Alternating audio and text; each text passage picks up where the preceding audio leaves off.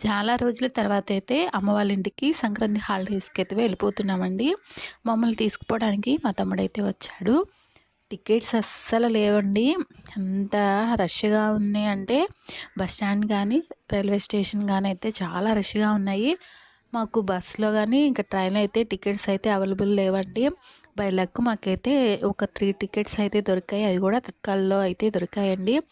ఇంకా ఈ ఈ రోజు గనక మేము టికెట్స్ బుక్ చేసుకోపోయినట్లయితే 1 వీక్ వరకు టికెట్స్ అస్సలు లేనే లేవు. ఇంకా మేమున్న ప్లేస్ నుంచి అయితే నెక్స్ట్ స్టేషన్‌లోకి అయితే వెళ్ళి అక్కడి నుంచి అయితే ట్రైన్ పట్టేసుకొని ఇంకా అమ్మ వాళ్ళ ఊరైతే బయలుదేరిపోయామండి. జర్నీ చాలా కష్టం అనిపించింది. చాలా రష్‌గా ఉంది. క్రౌడ్ కూడా ఎక్కువగా ఉన్నారు. ఇలా కూర్చోడానికి కూడా మాకు సీట్స్ అయితే దొరకలేదు. ఇంకా పాపని లగేజ్ బ్యాగ్ మీద కూర్చోబెట్టేసాము.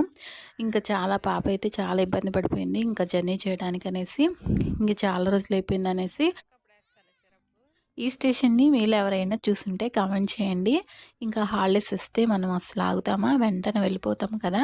ఇంకా మీలో ఎవరికైనా జర్నీ వ్లాగ్స్ ఇంట్రెస్ట్ ఉంటే కామెంట్ చేయండి. తప్పకుండా జర్నీ వ్లాగ్స్ కూడా నేను షేర్ చేయాలనుకుంటున్నాను. ఇంకా జర్నీ చేసి చాలా టైర్డ్ అయితే అయిపోయాము.